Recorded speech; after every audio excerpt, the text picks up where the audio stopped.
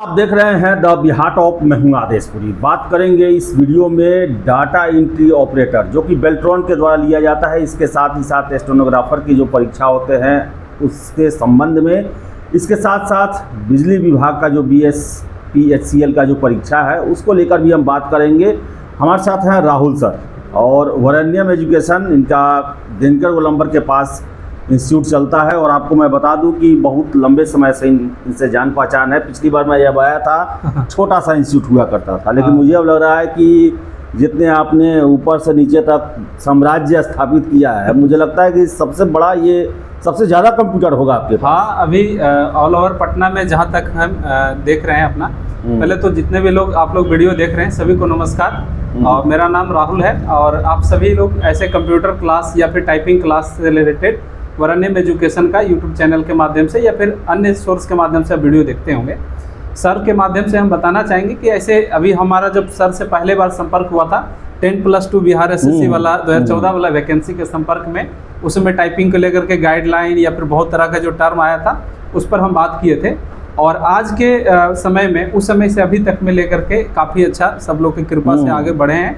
और पहले 5-7 कंप्यूटर था जब सर मिले थे हमसे, तो अभी तो करीब 40 से 45 या 50 के करीब में हमारे पास सिस्टम है।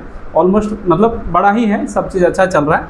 लेकिन जो सबसे इम्पोर्टेंट बात यह है कि जो आज के डेट में जिसको लेकर के हम आज आपके साथ बात करना चाह रहे हैं या फिर हम आपके तक बात पहुँचाना चाह रहे हैं सभी के मतलब पास, तो वो यह है कि बिहार बेल्ट्रॉन का डाटा एंट्री ऑपरेटर और स्टेनो का एग्ज़ाम हुआ था सर, ठीक है ना। और वो एग्ज़ाम जो है, पहले इसको हम शुरू से एक बार थोड़ा सा बता देते हैं ताकि आपको भी सारा चीज़, सब लोग को इस बात का मतलब कॉन्सेप्ट क्लियर हो जाए। पिछले साल के फरवरी में ये वैकेंसी आया था और 20 फरवरी के बाद इसका फॉर्म भराया था और अगस्त के महीना में इसका नोटिफिकेशन दिया कि सितंबर महीना से, सितंबर 2024 से एग्ज़ाम लेना शुरू करेंगे। करीब ये 45 से 50 दिन इसका एग्ज़ाम पूरा चला था, ठीक है। मतलब ज़्यादा ही चला होगा, कुछ 10-20 दिन अब ज़्यादा ही चला था। उसके बाद बीच में 2 दिन एग्ज़ाम का मतलब कुछ गड़बड़ भी हो गया था, मतलब कैंसिल भी हो गया था, जिसका री एग्ज़ाम जो है वो मतलब आकर के जनवरी में लिया, ठीक है ना। खैर इतना ज़्यादा समय ले लिया। अब यहाँ पर से क्या हो गया कि फरवरी 2025 तक में ये आंसर की भी जारी कर चुका है। तो प्रॉब्लम यह है, या फिर स्टूडेंट लोग का सबसे ज़्यादा मांग इस बात का है कि उसके बाद स्टेनो का भी एग्ज़ाम हुआ, उसका भी आंसर की आ गया है, लेकिन डाटा एंट्री का अभी तक रिजल्ट नहीं आया, ठीक है। और ये कहाँ पर बात फंस रही है, क्या हो रहा है, बेल्ट्रॉन ऑफिस हम लोग कई बार भी गए हैं, लेकिन कुछ मतलब ऐसा पता नहीं चल रहा है, जिसके कारण से हमारे बिहार में जितने भी स्टूडेंट करीब 4 लाख इसका फॉर्म भरा बताया नहीं जाता है। हमेशा हम लोग देखते हैं बेल्ट्रॉन के पास छात्र जाते हैं, कई बार लाठियाँ भी चली, पिछले बार एग्जाम में गए थे हम लोग, लेकिन कोई जानकारी शेयर क्यों नहीं किया जाता है। अब ये तो देखिए, हम लोग गए हैं एक बार, तो मतलब एक बार हम तो कई एक बार गए हैं, हमको तो बाई फेस से वहाँ पर पहचान भी गए कि हाँ ये कोचिंग वाले हैं, तो मतलब हमको कई बार तो रोक भी दिया जाता है कि नहीं इनको आने नहीं देना है। लेकिन जो स्टूडेंट भी जाते हैं, जैसे या मीडिया वाले भी बहुत सारे हमारे साथी जो जान पहचान के हैं, वो भी बहुत सारे गए हैं वहाँ पर, तो वहाँ पर भी कोई जानकारी नहीं मिल रहा है। और ना ही फ़ोन पे या फिर कोई हेल्प जो डेस्क दिया गया है उस पर किसी तरह का बात किया गया है कि हाँ कब आएगा रिजल्ट या फिर किस तरह से आएगा रिजल्ट। सर देरी होता है तो टेंशन होता है, क्योंकि बेल्ट्रॉन का जो इतिहास रहा है वो विवादास्पद रहा है सर जी। और उस पर कई तरह के मन में लोग को मतलब अंदर से कह लीजिए कि बातें भी आने लगता है, ठीक है, जिस पर कि मतलब लोगों को ऐसा नहीं आना चाहिए, लेकिन हाँ मतलब आने लगता है बात कि क्या हो रहा है, सीट कहीं जा रहा है या फिर किस वजह से रिजल्ट डिले है, कहीं ऐसा तो नहीं है कि मतलब अगले इसी साल के लास्ट में चुनाव है इस वजह से डिले हो रहा है, तो क्या कुछ है उसमें कोई पता ही नहीं चलता है, ठीक है। तो हम लोग यही कहना चाह रहे हैं कि अगर ये बात हमारा बात अगर बेल्ट्रॉन ऑफिस सुन रही है, हम लोग की बात अगर सुन रही है, तो कम से कम इस पर एक्शन लिया जाए, कुछ नोटिस दे दिया जाए कि एक टेंटेटिव डेट दे दिया जाए, या फिर अगर स्टूडेंट वहाँ जाते हैं या फिर जो भी जाते हैं जो वहाँ पर से आपसे संपर्क करने जाते हैं, तो कम से कम उनको बता दिया जाए कि हाँ आपका डेट मतलब अगले महीने या फिर 2 महीने के बाद रिजल्ट आएगा, या फिर ये प्रोसेस में कुछ जो भी है उसका एक अंदर का जो बात है उसको ट्रांसपेरेंट थोड़ा सा किया जाना चाहिए, और इसी को लेकर के हम लोग चलिए, ट्रांसपेरेंट तो किया जाना चाहिए, लेकिन बीपीएससी छोड़ दे तो कोई भी आयोग ऐसा नहीं है जो ऐसा करते हुए दिखता है। हाँ हाँ सर, ये बिहार पुलिस एएसआई स्टेनो का, हाँ, तो एएसआई सर क्या कहेंगे? एएसआई स्टेनो को लेकर के तो इसी महीने का मतलब 15-16 तारीख को एग्जाम है, उसमें शॉर्ट हैंड होता है और टाइपिंग होता है, उसमें दोनों चीज़ें। तो हमारे छात्रों को क्या कहेंगे विशेष का ध्यान रखना? इसमें जितने भी स्टूडेंट हमारा ये वीडियो देख रहे हैं, अगर एएसआई के स्टूडेंट हैं, बिहार एएसआई स्टेनो का स्टूडेंट है, तो सबसे पहले तो ये कहेंगे कि सभी लोग को जिनके भी पीटी हो गया है और उसके बाद फिर शॉर्ट हैंड दे रहे हैं, तो इसी महीने में आप लोग का शॉर्ट हैंड है। तो शॉर्ट हैंड के एग्ज़ाम की जो प्रक्रिया है उसमें यह है कि आपका टाइपिंग भी लिया जाएगा, ठीक है। टाइपिंग में बहुत सारे बात को आपको ध्यान में रखना है। जैसे आप शॉर्ट हैंड अगर कर रहे हैं, ट्रांसक्रिप्शन कर रहे हैं, या फिर उसका आपको टाइमिंग से मतलब कह लीजिए डिक्टेशन आप कर पा रहे हैं, तो उसके बाद आपको जो सबसे इंपॉर्टेंट है, एक टाइपिंग का भी उसमें 30-30 वर्ड का हिंदी और 30 वर्ड का इंग्लिश टाइपिंग का भी उसमें पॉइंट है, तो वो भी आपको ध्यान में रखना है, जिसके लिए आपको अच्छा एक्यूरेसी और अच्छा मतलब स्पीड के साथ मेंटेन करना हो। दूसरा बात आपको ये ध्यान में रखना है कि अलग अलग कीबोर्ड पे कर लिया कीजिए, जिससे कि आपको वहाँ अगर आप जाते हैं तो ज़्यादा प्रॉब्लम ना हो, यही मेन रूप से। और इसके बाद सर एक और एग्ज़ाम है BHPCL वाला, जो बिजली विभाग वाला जो इसमें है, वो पिछले साल के अगस्त से ही अभी तक चल रहा है, ठीक है। अभी तक उस पर कोई फिक्स डेट या फिर कल कोई मतलब आने वाला डेट का कुछ आता पता नहीं है कि हाँ एग्जैक्ट में कब होगा। तो वो भी एक हमारा हम लोग के लिए, सभी स्टूडेंट के लिए के तरफ से एक बात है कि उसको सर भी इतना आगे बढ़ाया अंधेरे जाए। में सर कैसे, बड़ा ही सर जैसे हम लोग तो बीपीएससी देखते हैं, दरोगा सिपाही ये सब का देखते हैं ज़्यादातर, तो उसमें एक तब भी रहता है टेंटेटिव डेट, या फिर जाने पर कुछ ना कुछ जानकारी निकल जाता है। हाँ। लेकिन सर जो आप ये सब एग्जाम बता रहे हैं, ये तो अंधेरे में तीर मारना हुआ, क्योंकि कोई डेट फिक्स नहीं है, कब एग्जाम होगा, कब रिजल्ट होगा, कब क्या होगा। बिल्कुल ऐसा ही हुआ है। और अगर देखेंगे तो इसका बड़ा ही मतलब इस तरह का, जैसे इसमें बेल्ट्रॉन में पिछले इस बार क्या किया कि पिछले बार का सर में उसमें नॉर्मलाइजेशन जैसा कोई पॉइंट नहीं दिया था कि नॉर्मलाइजेशन नहीं होगा। इस बार क्या हुआ कि पूरा एग्जाम कंप्लीट ले लिया, उसके बाद एक नोटिस निकाला है कि नॉर्मलाइजेशन किया जाएगा सभी का, ठीक है ना, मतलब मार्क्स का नॉर्मलाइजेशन किया जाएगा, उसके बाद रिजल्ट दिया जाएगा। लेकिन ना तो नॉर्मलाइजेशन क्यों किया जाएगा, किस आधार पे किया जाएगा, पहले इसकी कोई पूर्व सूचना नहीं दी गई, तो उसके बाद भी इसमें नॉर्मलाइजेशन का मुद्दा आया। दूसरी बात है, चलो ठीक है आप कर भी रहे हैं, तो कितना वैकेंसी है, नंबर ऑफ पोस्ट भी नहीं बता रहे हैं आप, ठीक है, नहीं पोस्ट भी नहीं बता रहे हैं, और कि नंबर ऑफ वैकेंसी कितना है, ठीक है ना, या फिर कब होगा, इसका मतलब क्या आएगा, मतलब किस तरह से नॉर्मलाइजेशन करेंगे, कोई भी सूचना नहीं, कोई भी सूचना नहीं दी जाती है। और मतलब ये भी होता है ना कि जैसे आपको बता दीजिए कि हाँ चलो इतना पोस्ट है, तो एक अनुमान लगा किस आधार पे आप सिलेक्शन करेंगे, ये इसके भी बात नहीं की जाती है।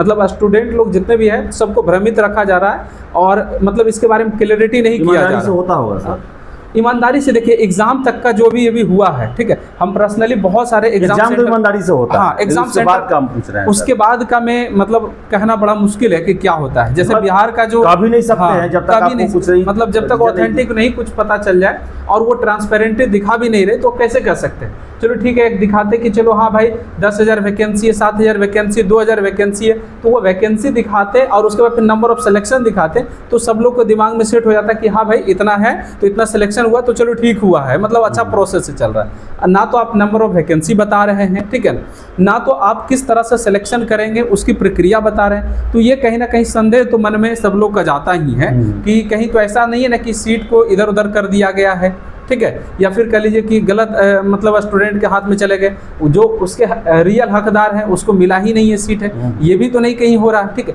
क्योंकि एक इंसान है तो हम स्टूडेंट के तरफ से एक आयोग बनाना चाहिए कि नहीं इन सब परीक्षाओं जैसे बेल्ट्रॉन को लेकर के भी सर जितना काम लिया जाता है, हमारे बहुत सारे स्टूडेंट हैं डाटा एंट्री ऑपरेटर में और स्टेनो में भी हैं, तो उनसे जितना काम लिया जाता है, तो पहली बात तो है सर बहुत सारा पॉइंट है जो बेल्ट्रॉन को लेकर के काम का प्रक्रिया काम उतना ही लेते हैं, ना तो इसको राज्य के कर्मचारी का दर्जा मिला है, ठीक है, अच्छा ये भी नहीं मिला, ये भी नहीं मिला, कॉन्ट्रैक्ट बेसिस पे है। दूसरी बात है कि जितने भी स्टूडेंट लोग की बात सुन रहे हैं, ये भी जान लीजिए कि आपका सैलरी में, जैसे सैलरी जो होता है इसका सैलरी अच्छा खासा बनता है, लेकिन उसका कुछ हिस्सा जो है उसका उर्मिला के तहत, वो बेल्ट्रॉन के तहत जीएसटी काटना हो या फिर उर्मिला के तहत सर्विस सेक्टर के अंतर्गत वो रख लेते पैसा। जैसे अगर एग्जाम्पल में बताएं तो डाटा एंट्री का जो शुरुआती मतलब शुरुआती जैसे अगर हम ज्वाइन किए तो हमारा जो सैलरी बनेगा वो 17,200 के करीब में बनता है, सब चीज काटने वटने के बाद, पीए वगैरह कटने के बाद, जबकि इसका एक्चुअल सैलरी जो है वो 23-24 हज़ार है। तो इतने पैसा जो बीच में कटता है उसके बारे में भी बात हो थोड़ा सा, कि जो भी स्टूडेंट लोग मेहनत कर रहे हैं, काम कर रहे हैं, जो मतलब ज्वाइन किए हैं। अच्छा सर ये बताइएगा, पहले इनकी पोस्टिंग किन विभागों में होती है क्या? हाँ। जो सचिवालय के विभाग होते हैं जी वहाँ बिल्कुल, यहाँ पर से विभाग का भी पहले से तय नहीं होता है, ये बेल्ट्रॉन ही डिसाइड करते हैं अच्छा। कि हमको किस विभाग में देना है। दरअसल क्या है, इसमें बेल्ट्रॉन का भी गलती नहीं है। जैसे राज्य के कर्मचारी जितने भी कार्यालय है, जैसे आप कोई भी जैसे सचिवालय ले लीजिए, सचिवालय में अगर आउटसोर्सिंग है सर क्या? हाँ, आउटसोर्सिंग ही है। अच्छा। लेकिन क्या है ना कि इसका एक फिक्स है, एक एज फिक्स है कि 60 साल तक आपको हम रखेंगे। जैसे अगर हम मान लिया कोई अभी ज्वाइन किया तो जब तक उसका 60 साल नहीं हो जाता तब तक उसे नहीं हटाएगा, ज़्यादा से ज़्यादा ट्रांसफर कर सकता है। नियोजित शिक्षक वाला हिसाब किताब है कि हाँ, बिल्कुल। एक जो है एक मुफ्त राशि मिलेगा, हाँ बिल्कुल, DA और जो हेल्थ सुविधा सब चीज मिलेगा, लेकिन आपको मतलब कोई फिक्स आपको राजकीय कर्मचारी का दर्जा नहीं मिलेगा। तो ये एक बड़ा पॉइंट है। और काम जो है राजकीय कर्मचारी से कहीं ज्यादा ये लोग करते हैं, ठीक है। हाँ। और कई तरह के शोषण भी होते हैं, मतलब जो मतलब वहाँ पर से एक विभाग ही होता है, उसको मतलब बोला जाता है कि आप बेल्ट्रॉन से आए, आउट ऑफ सोर्स से आए हैं, ठीक है। ये सारा चीज होता है। उसके बावजूद भी इसका एक जो सही पैसा मिलना चाहिए, सही पैसा भी नहीं मिलते हैं। दूसरी बात यह है कि जो प्रक्रिया जो भी मतलब चलो ठीक है भाई, अभी तो बेरोजगारी का इतना आलम चरम सीमा पर है, तो कुछ भी जितना भी शुरू हो 17,000 से शुरू हो, लेकिन हाँ 10% का इंक्रीजमेंट हर साल का है उसमें। सर लगता है आपको आने वाले समय में इन लोग का भी शिक्षक की तरह महाआंदोलन होगा? आंदोलन होना चाहिए और पिछले होगा ही होगा, इसमें कोई दो राय नहीं है। होना चाहिए। और इस पर तो अभी लोग अभी डेट पे बात कर रहे हैं कि 9 अप्रैल को इस पे बहुत सारे स्टूडेंट बेल्ट्रॉन ऑफिस चलेंगे। सर आप भी आइएगा, ठीक है, जरूर आइएगा। वहाँ पर भी बहुत सारे स्टूडेंट लोग इकट्ठा होंगे। अब इस पे क्या कितना सच्चाई होगा, कितना स्टूडेंट पहुँचेंगे, इसकी कोई बात नहीं, क्योंकि सोशल मीडिया पे जो बात होती है या ग्रुप में जो बात होती है कि हाँ 10,000 पहुँच रहे हैं, 5,000, 2,000 पहुँच रहे हैं, और हकीकत कुछ और होता है। तो अब देखिए 9 तारीख को कितने लोग पहुँचेंगे, वहाँ पर से लोग मिलेंगे और उसी से पता चलेगा। खैर उससे पहले अगर बेल्ट्रॉन ऑफिस से कुछ पूर्व सूचना अगर दे दिया जाता है, पहले सूचना अगर दे दिया जाता है कि हाँ अगले माह रिजल्ट आपका आएगा, या फिर अगले माह आपका कटअप जारी किया जाएगा, या आपका लिस्ट जारी किया जाएगा, नॉर्मलाइजेशन का लिस्ट जारी कर दिया जाएगा, तो ये आप लोग के लिए सबसे बढ़िया बात रहेगा।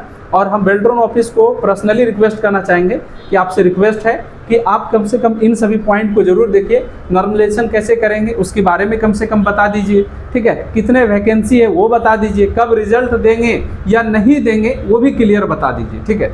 ये सर हमारा मेन तो चलिए सर राहुल सर, और हम भी इससे पहले इन सब खबरों को नहीं करते थे, लेकिन बड़ा ही सुन के आश्चर्य हो रहा है कि आउटसोर्स के जरिए छात्रों को लिया जाता है, न सीटों की संख्या बताई जाती है, कुछ भी नहीं बताया जाता है, जबकि ये गवर्नमेंट के द्वारा हो रहा है। तो ऐसे में पारदर्शिता जरूरी है। छात्रों को ये पता होना चाहिए कट ऑफ क्या है, पता ये होना चाहिए सीटों की संख्या क्या है, पता ये होना चाहिए हमारा एग्ज़ाम लिया जा रहा है वो कब तक हमें उसका रिजल्ट दिया जाएगा। इसके साथ साथ जो सर्विस नेचर है, जिस तरह कॉन्ट्रैक्ट पर रखा गया है नियोजित शिक्षकों की तरह, मैं दावे के साथ कह सकता हूँ आज नहीं हो, साल 2 साल बाद हो, लेकिन ये लोग भी विभागों में चक्का जाम करेंगे, क्योंकि राज्यकर्मी का दर्जा ना देना, सरकारी भवनों में ऑफिसों में बैठाकर एक सरकारी कर्मचारी की तरफ काम लेना, ये ज़्यादा दिन बिहार में कम से कम लोग बर्दाश्त करने वाला नहीं है। तो चलिए सर जुड़े आप, आपने इन बातों को बताया, और गुजारिश होगी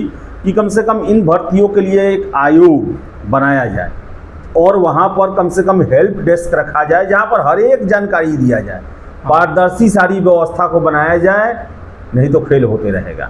और छात्र आरोप सरकार पे ही लगाएंगे कि उनके द्वारा ही फेल किया जाता है। तो फिलहाल इस वीडियो में इतना ही। वीडियो पसंद है लाइक शेयर करें, हमारे चैनल द बिहार टॉप को सब्सक्राइब जरूर कर लें। धन्यवाद।